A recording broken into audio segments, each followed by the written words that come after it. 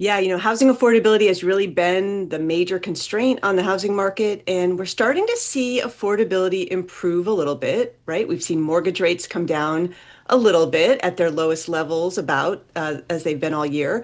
We've seen price growth slow a little bit, which has also helped. And so that's made it affordability a little bit easier. But boy, it still is a big challenge for those who are still trying to get into the market. First-time buyers, moderate income buyers are still facing a really big challenge in the year ahead.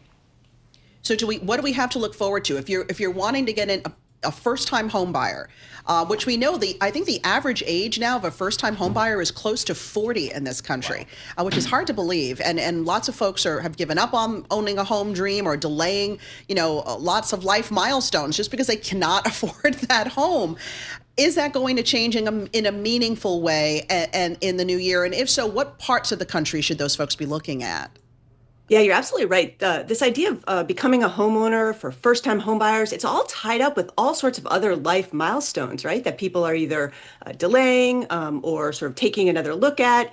And I think it is going to get easier for first-time homebuyers, but not in every market across the country. There are places where inventory is still very, very tight, places in the Midwest, places in the Northeast, where it's very competitive, where homes are still selling above asking, where there's still multiple offers on homes. Other markets, though, parts of the South, parts of the Southwest, we're seeing a lot more inventory and, frankly, a lot more leverage for buyers. And that's where first-time buyers, I think, are going to have a little bit better options in the year ahead.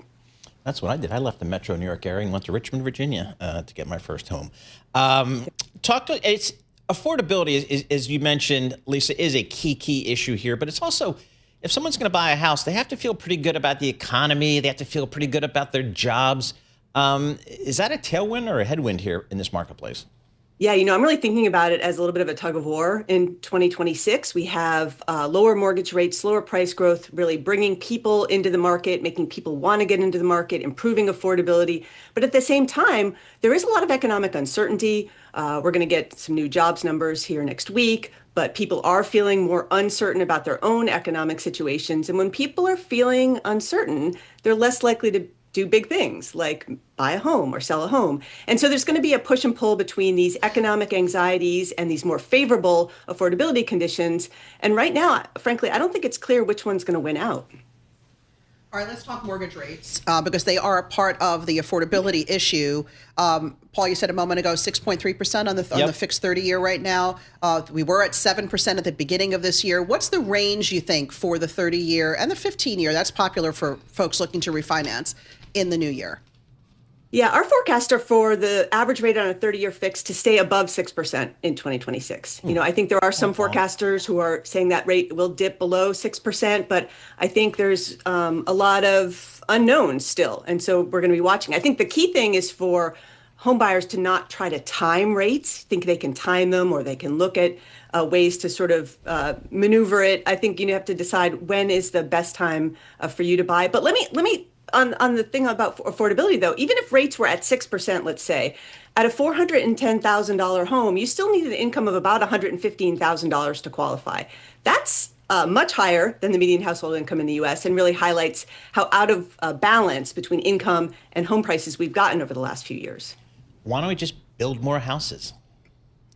That would help, right? And so I think increasing the supply would help, but it's not just about supply. We hear those high level numbers of what the housing supply gap is, but we need to build homes in the places that people want to live, right? Where there's job growth, where there's economic opportunity. And those are the places where we need to see more homes be built. We also need to see whether there are ways to free up homes by encouraging people who want to sell to actually do so, to get out from a mortgage rate that they don't want to give up. So I think there are ways to increase supply, and that would help the affordability challenge. What do you do to incentivize somebody to want to sell their home, especially if I'm not going to call it a buyer's market in 2026, but if it starts to move in that direction, what gets somebody out of their house? Yeah, so I think there's a couple ways to think about it. I mean, one is some people aren't moving because there's nowhere for them to go, right? Folks who might want to downsize don't see anywhere to go. So that gets back to that, let's build more housing for people to downsize into, folks who are retiring and so on. But there may be other ways to provide incentives, tax incentives or other incentives that could encourage people to sell the home, maybe so they're not hit with a big tax bill if they've got huge gains in the equity of their home. Yep.